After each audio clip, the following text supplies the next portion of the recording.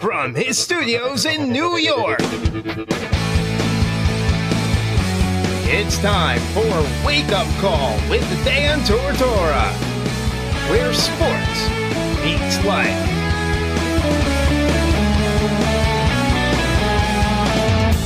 Here's your host, Dan Tortora.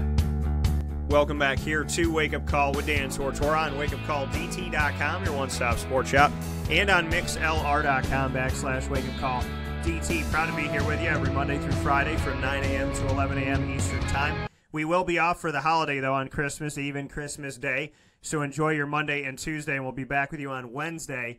Here a week before the game is going to happen, exactly a week before, here on December 21st. The game will be on December 28th for the first time ever. I'm very proud, very happy to have D. Brown on the broadcast. D. Brown, a former running back for Syracuse, also played quarterback in his history, then went on into the NFL and played for the Carolina Panthers, the Pittsburgh Steelers, the Cleveland Browns, and the Kansas City Chiefs.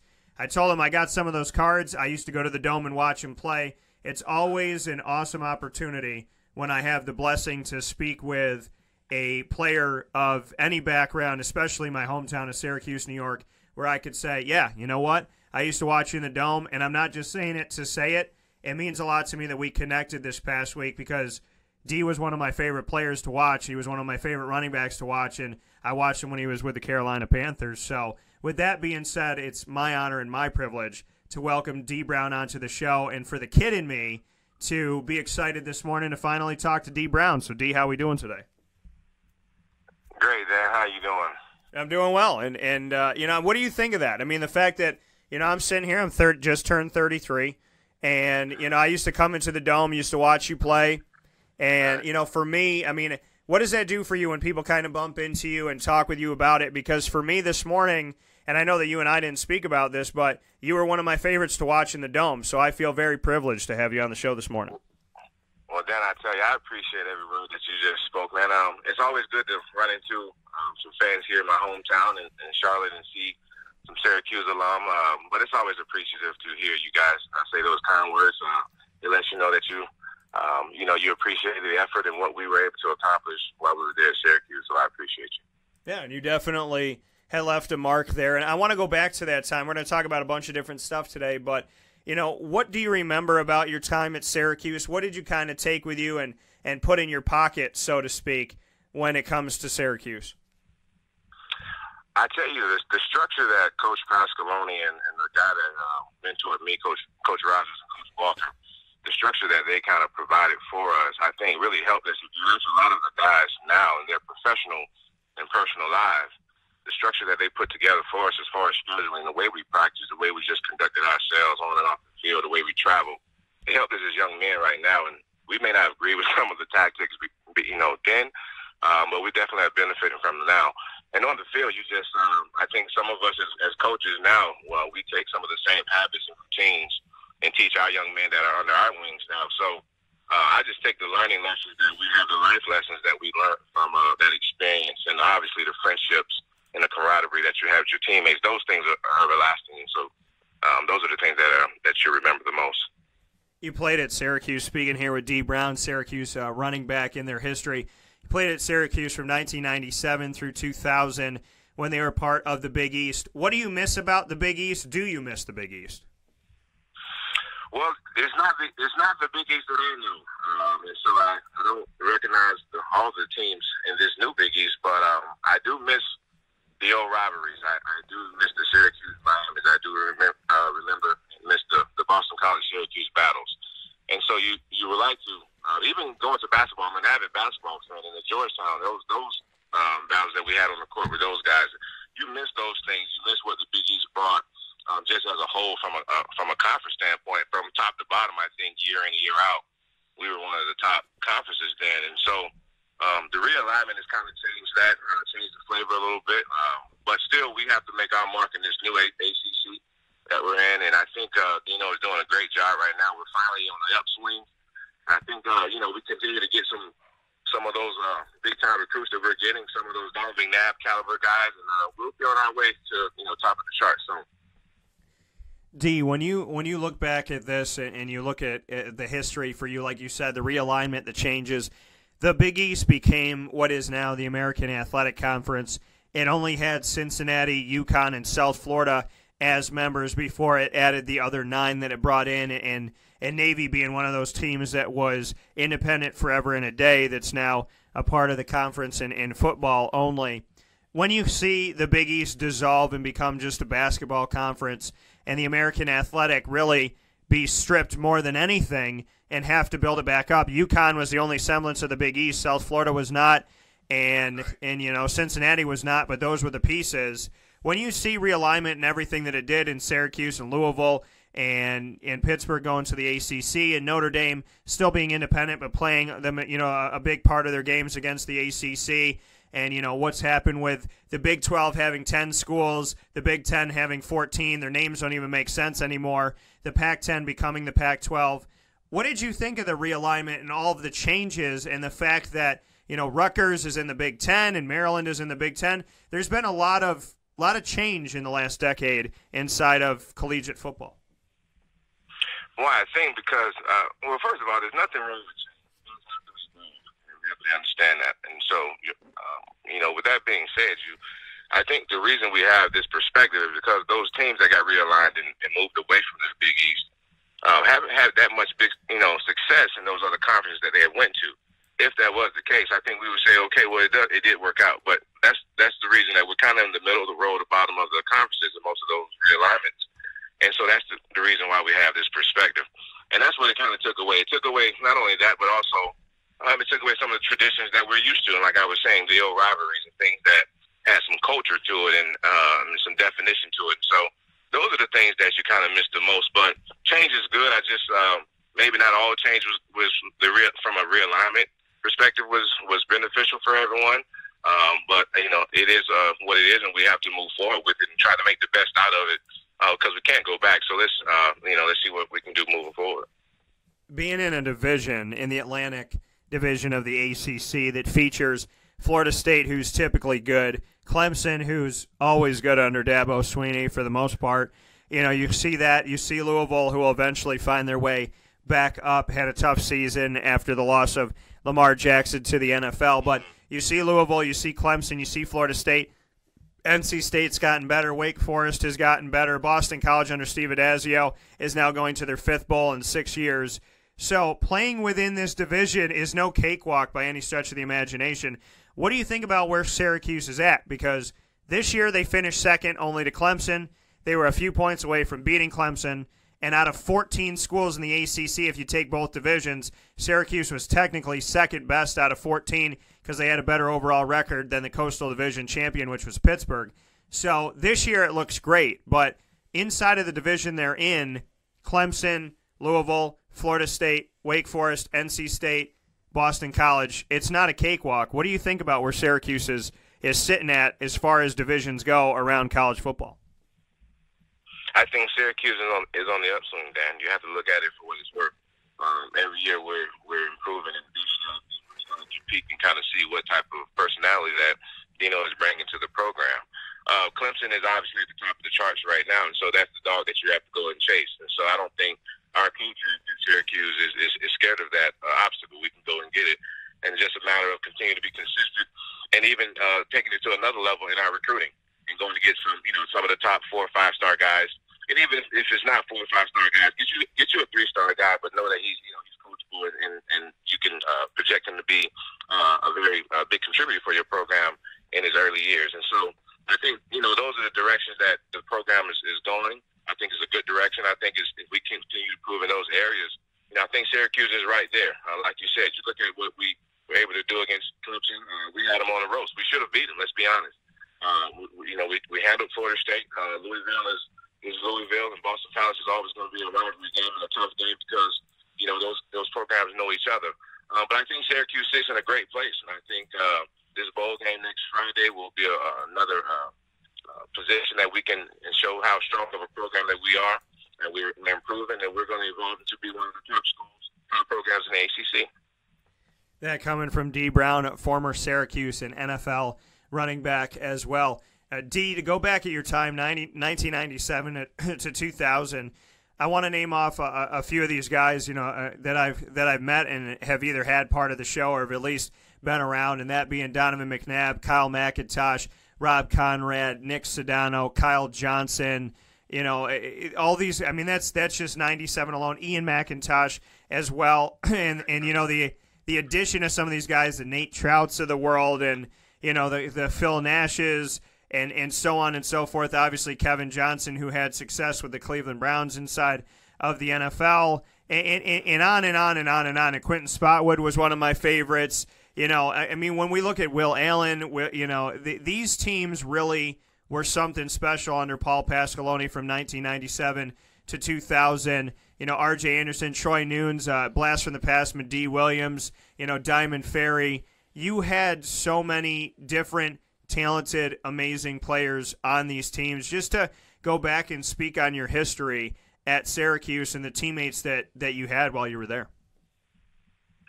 Well, I just think it goes back to the great job that our coaches did recruiting the entire East Coast. I mean, we always had about 7 to 8 to 10 guys from Florida on our team. We were always had the overachievers. And so it was to have that type of talent and to be pushed every day. The competition is what you really don't get reported about, and people don't know, is that the competition every day was intense. I mean, you were fighting for your job, and so it made the team so much better. And so you had those caliber guys who maybe not were projected as NFL guys when they first got there, but because of that environment that you were growing up in, so to speak, by the time that you were able to leave there, you were that top-tier type of talent and able to be evaluated to go on and play more football. And so, that was the great thing about it. You weren't at a school that had a reputation of, not being productive. You were at a top school, at a top program, a top conference. And so, the whole experience for me coming from Florida, although being recruited from, those schools down there, Syracuse gave me a shot to continue to play quarterback. And that was one of the biggest reasons that I went. And I love Coach Rodgers for that. And so, being up there was a little scary at first, being so far away from home, but like I said, the culture that they built in the environment, I tell you, that's what the biggest thing was, the competition every day, not only on the field, but also in the classroom. I mean, it was big time in the classroom with the expectations and what you had to do. And so, I grew up a lot in my 4 years there. Speaking here with D. Brown, D, you did not have a losing season the entire time you were at Syracuse. In 2000, the team was 6-5, 99, 7-5, 98, 8-4, and ranked in the top 25. Your first season in 97, 9-4, ranked 21st in the nation's polls here. Just what you can say about the success, never having a losing season. I mean, after you were there, Greg Robinson eventually took over. There were obviously a lot of downs in Doug Marrone. There was ups and downs. Schaefer, there was downs with Dino, 4-8, and now 9-3. So, between what you did really around your time period and, the late 90s, early 2000s, between then and this season, there hasn't been a ton of success with Syracuse. So just what you could say about being a part of that and being with this team and with Orange and Blue during the years where it was expected that you guys had an above 500 average, and it was expected that you went to a bowl game or were ranked in the top 25. Just what you can say about that time period that you had that the Orange is now trying to get back to. Well, it's about time. How about that? That's what we've been waiting for, and I think everyone is doing a great job of putting the program in the right direction. Yeah, you talked about it, Dan. You talk about 3 Big East championships, consecutive Big East championships. Those were what they call the quote-unquote glory days, and so I'm glad to see that again. We're in the upswing and on that same direction to get back to a place where we were able to dominate, especially coming in the dome. You didn't come in the dome, you didn't leave with a win. I mean, it was just with that type of environment, and that's what we expect. And I think the expectation, the level has gone up, and I think the bar is up now, back to a place where we noticed it at, and so that's a place where we probably set that standard back in those late 90s, early 2000s, like you said. And so I think Dino and those guys down up there are doing a great job of getting to that standard. And so that's what we're excited for. And we think the next Friday will be another opportunity to kind of show our dominance. And when you look at, the fact that they're in the history of, and I think Syracuse needs to get back to this. I don't think it. I know that they do. When I talk to kids on the recruiting trail, including including, people that are signing right here in the early signing period that happened on December 18th or December 19th, 2018 happened this week. I asked guys about how much do you know about Syracuse, and I can't tell you how many times from year to year to year, really since the movie came out, oh, well, I watched the Ernie Davis movie. I watched The Express. Oh, I love The Express. I went back and saw The Express. RBU is what Syracuse should be. There's DBU, there's LBU. RBU should be there. Ernie Davis, Floyd Little, Jim Brown, Rob Drummond, Michael Owens. You look through all these guys that have been there. You were a 1,000-yard back. Syracuse under Doug Marrone had a bunch of 1,000-yard backs. There's all of these guys that have had success at Syracuse that have done great things at Syracuse. Joe Morris, and the list goes on and on and on. There's so many different players that can speak of what the running game has been like. You're one of those guys that can say that you were a 1,000-yard back in a season. You did it as a senior in 2000 with over 1,000 rushing yards, 6 yards a carry. Just what you can say about being a part of that rich tradition, and if you feel that Syracuse should really get back to being RBU. Well, I don't think we have to get back to being. I think you said it, Dan. People just have to recognize it. Those names, that list of names, just kind of, you talk about, you missed, I think, Larry Zonka. I think you said Nance. Obviously, probably the greatest running back of all time, and Jim Brown. It's Jim Morris. I'm going to put myself, Joe Morris, excuse me. Obviously, myself. And those, the list goes on.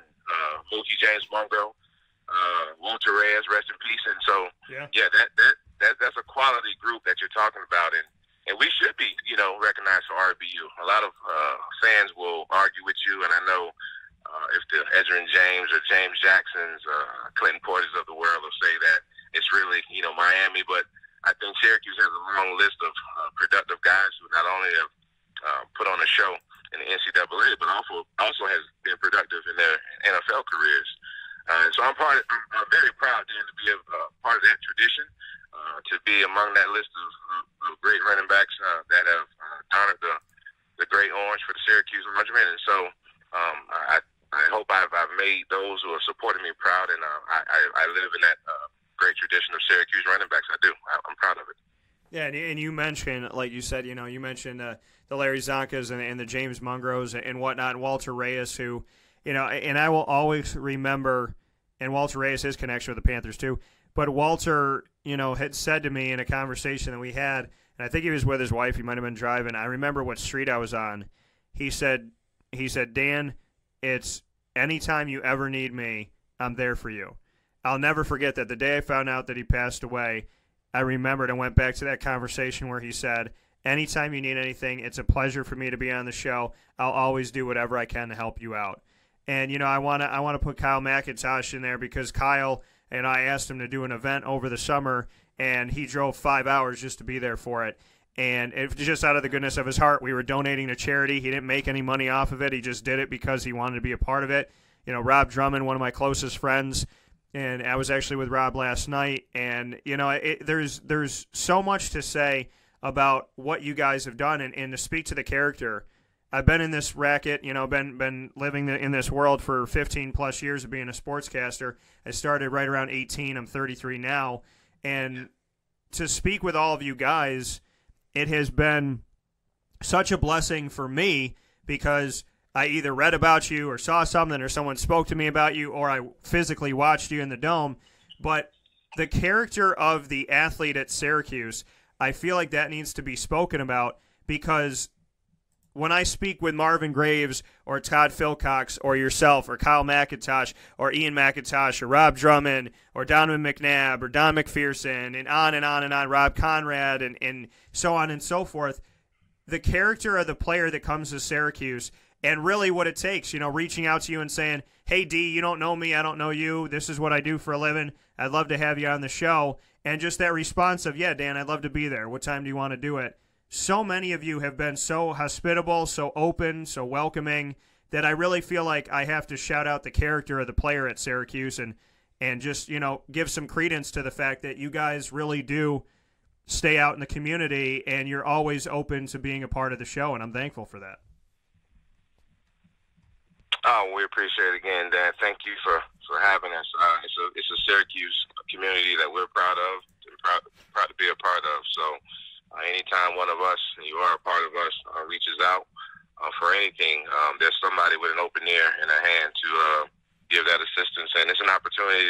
obviously support our guys for a great opportunity next Friday. So, of course, when it comes to Syracuse, football, I was going to be there. So, again, I appreciate you for having me.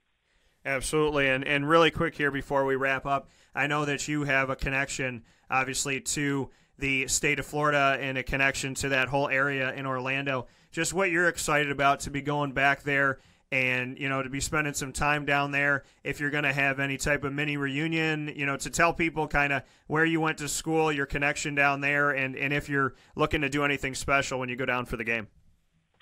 Oh, yeah. Well, I'm from, born and raised over in Clearwater, Florida, Pinellas County, but I went to school at Lake Brantley High School, which is there in Orlando, and obviously everyone is excited. I'm excited to be able to get back and have a reunion with family folks and, obviously supporting my alma mater. We'll have a former players reunion. I believe it's an email blast that's going out for Syracuse. And so there's a lot of events that's going on that week, and I'm looking forward to, obviously being home, getting out of this Charlotte weather. It's a little cold here and wet. And so, I'll be able to enjoy a little bit of sun and relaxation with some family and friends, and that's always a great opportunity because I don't get to go home a lot with everything I have here. But yes, I'm definitely excited about getting there and having a great time. And when we look at the current part, we talk about RBU. Dante Strickland's playing his final game at Syracuse. Mo Neal is playing for another season. He's obviously a junior now.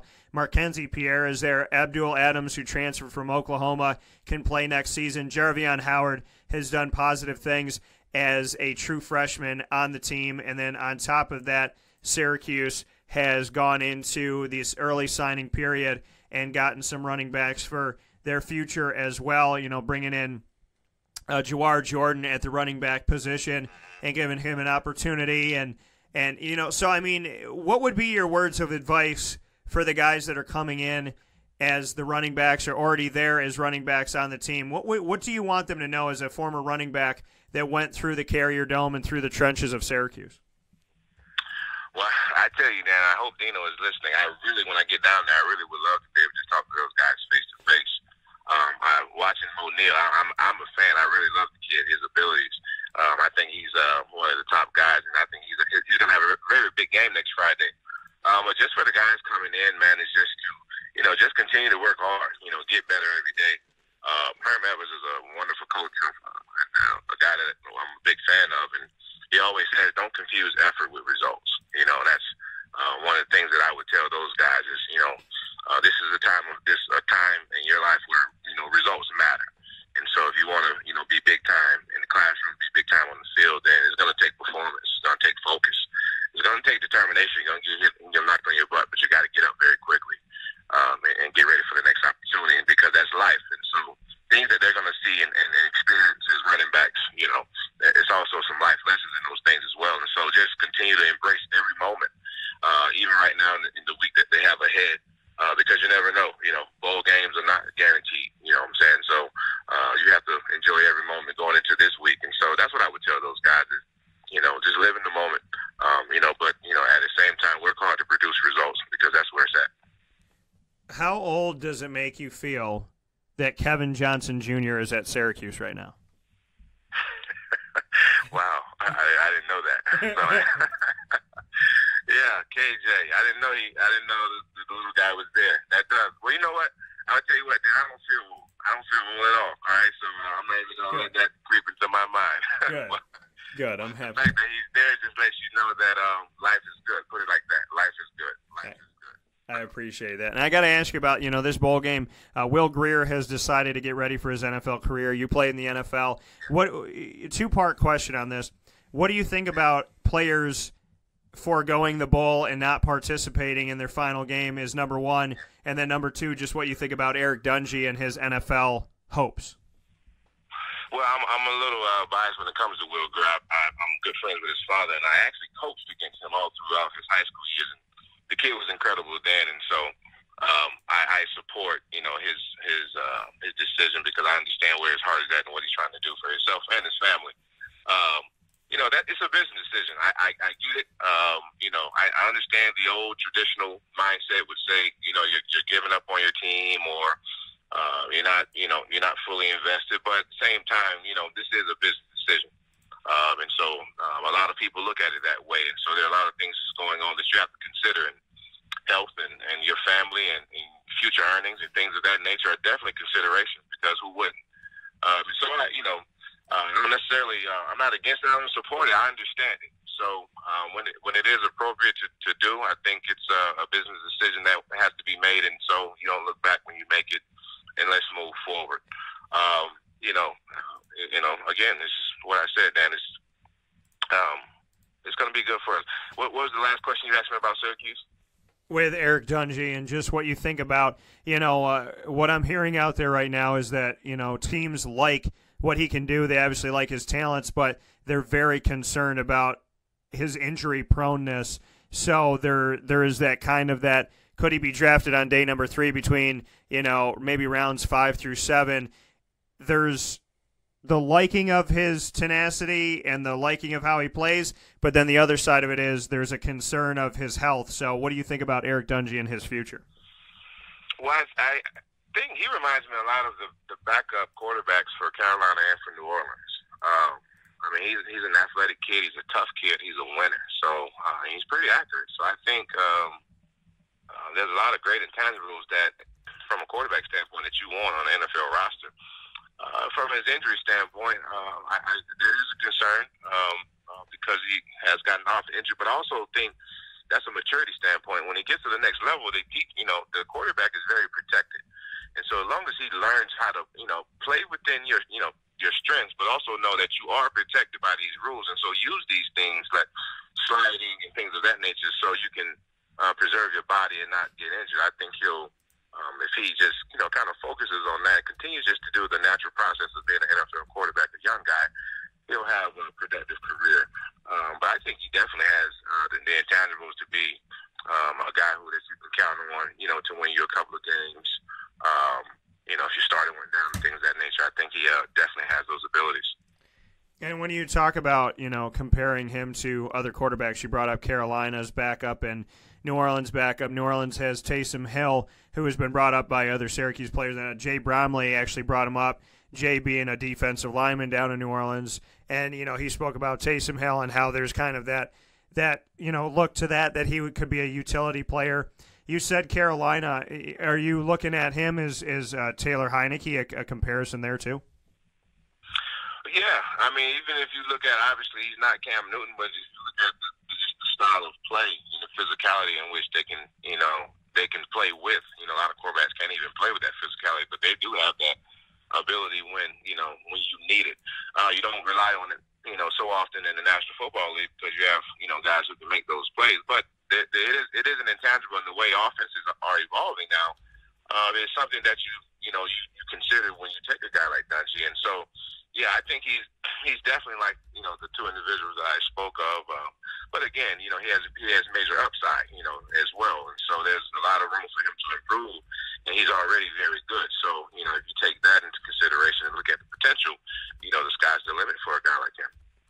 That coming from D. Brown. D. Brown coming to us from Charlotte and coming through the NFL as well as his time at Syracuse. D, I appreciate it. Hopefully I get the opportunity to see you down in Orlando a week from today. So keep in touch with me. Hopefully we can say hello face-to-face, and it would be an honor for me.